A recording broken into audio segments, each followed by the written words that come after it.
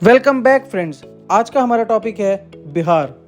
बिहार का इतिहास सबसे समृद्ध है और इसकी जड़ें वेदों और पुराणों में भी हैं। बिहार शब्द विहारा शब्द से आया है, जिसका अर्थ है बुद्धिस्ट मॉन्क का विश्राम स्थल। हालांकि यह मुस्लिम शासक ही थे जिन्होंने 12th सेंचुरी में सबसे पहले इस राज्य को बिहार के रूप में बोलना शुरू किया था।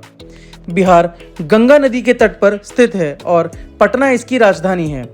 राज्य में 3 अलग अलग क्षेत्र शामिल हैं, मगध, मिथिला और भोजपुर, जहां प्रत्येक क्षेत्र का अपना अलग इतिहास और संस्कृति है।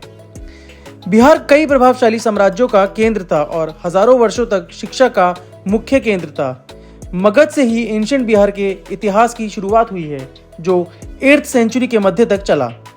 भारतीय इतिहास में बुद्ध की भूमि बिहार ने अपना वैभव देखा है। यह वह राष्ट्र है जिसने इतिहास में पहले रिपब्लिक और पहले लोकतंत्र को जन्म दिया।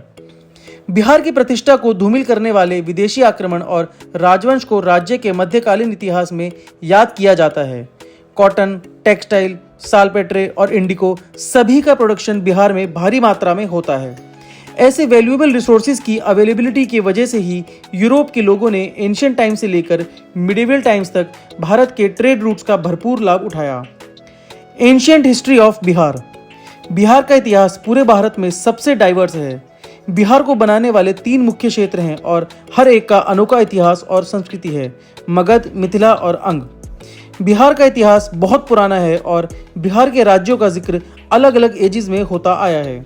नियोलिथिक और new stone age, Kaimur, Nawada और जमुई की पहाड़ियों में कुछ रॉक पेंटिंग्स पाए गए हैं।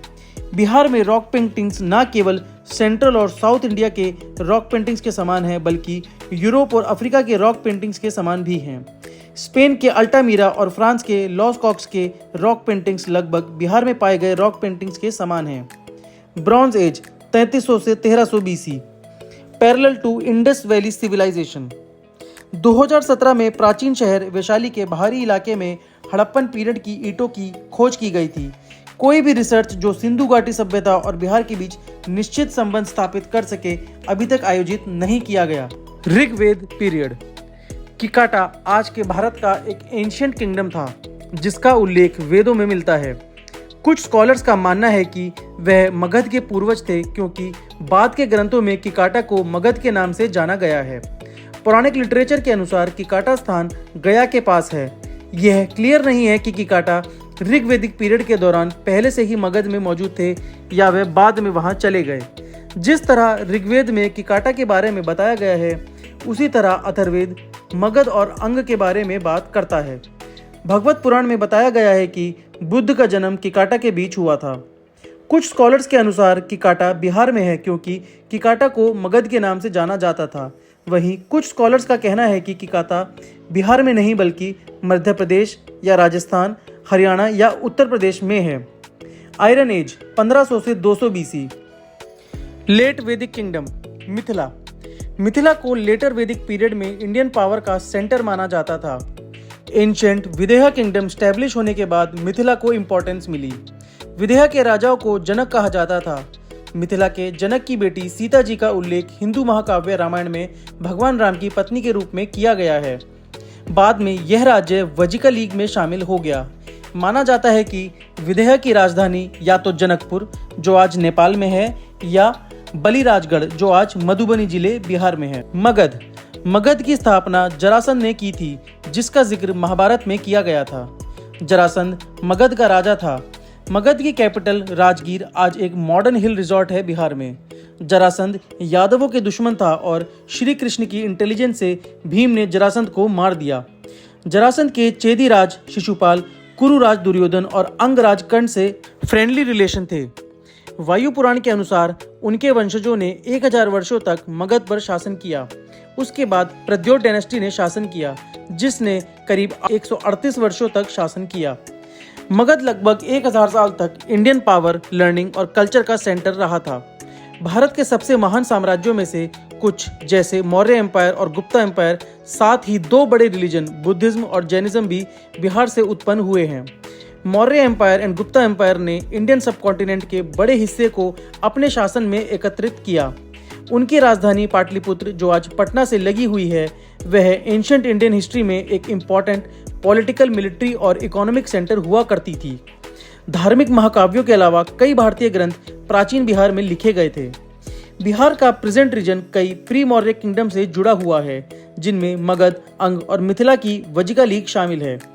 मिथिला दुनिया के सबसे पहले रीजन्स में से एक था और महावीर के जन्म लगभग 599 बीसी से पहले यह क्षेत्र अस्तित्व में था। अंग किंगडम। कुछ सोर्सेस का कहना है कि अंग शुरू से वैदिक नहीं थी, इस पर वैदिक आर्यों ने कब्जा कर लिया था, और कुछ लेजेंड्स के अनुसार अंग राज्य के पहले वैदिक राजा थे, जो राज्य के नामकरण को उचित ठहराते हैं। माना जाता है कि अर्ली वैदिक पीरियड में अंग ट्राइब बहुत पावरफुल थी। हालांकि मगध और वैशाली साम्राज्य के आने के बाद अंग ने अपना महत्व खो दिया। दुर्योधन का मित्र कर्ण अंग देश का राजा था। महाजनपद। लेटर वैदिक एज में कुछ छोटे छोटे स्टेट्स ने मगध पर राज किया था। इनमें से कुछ स्टेट्स तो बुद्धिस्ट और जैन लिटरेचर में भी मेंशन हैं।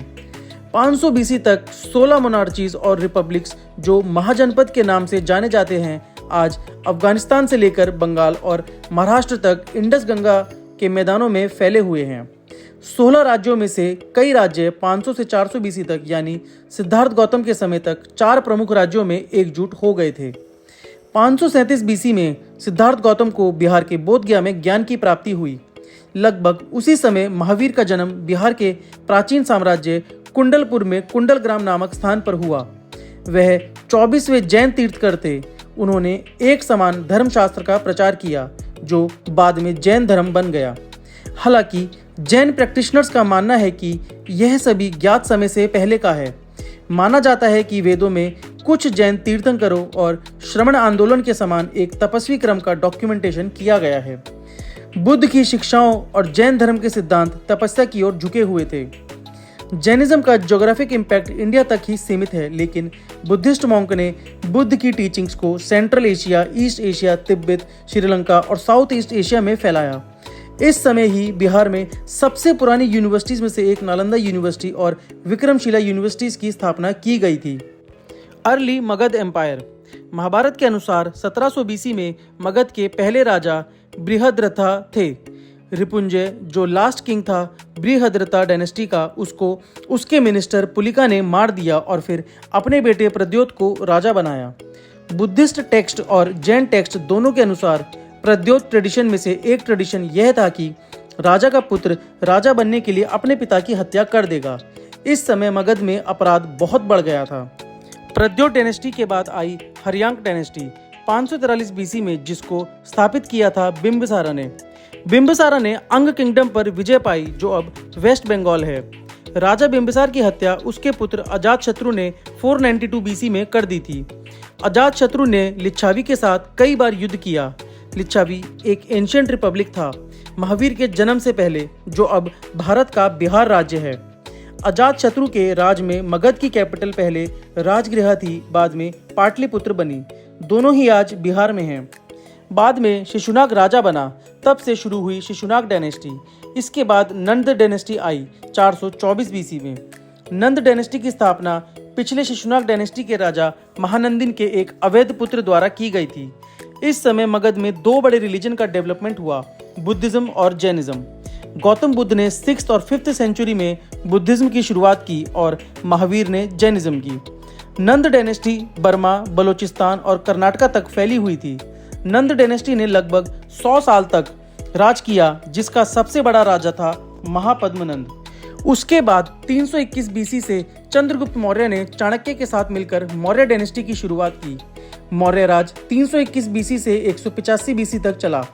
इस समय पहली बार एक गवर्नमेंट के अंदर सारे राज्य आए, तमिलनाडु और केरला को छोड़कर। चंद्रगुप्त मौर्य ने अपने राज्य के पर्शिया तक फैलाया और अलेक्जेंडर की आर्मी के टुकड़े को हराया।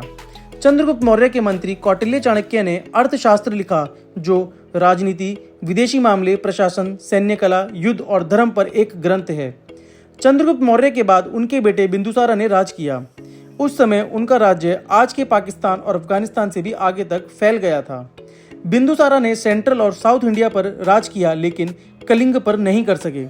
इसके बाद मौर्य एम्पायर बिंदुसार के पुत्र अशोक को 273 बीसी में विरासत में मिला था। अशोक ने शुरू में अपने राज्य का विस्तार करने की कोशिश की, लेकिन कलिंग पर आक्रमण के दौरान हुए नरसंहार के बाद उन्होंने खून खराबा त्याग दिया और बुद्धिज्म में कन्वर्ट होने के बाद अहिंसा की नीति अपनाई।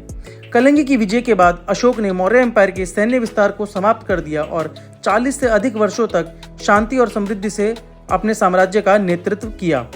चंद्रगुप्त मौर्य ने जैनिज्म को बढ़ावा दिया और अशोक ने बुद्धिज्म को साउथ ईस्ट एशिया और श्रीलंका तक पहुंचाया। इससे आगे की कहानी अब हम कवर करेंगे नेक्स्ट पार्ट में। तब तक के लिए बने रहें हमारे चैनल के साथ। जय हिंद।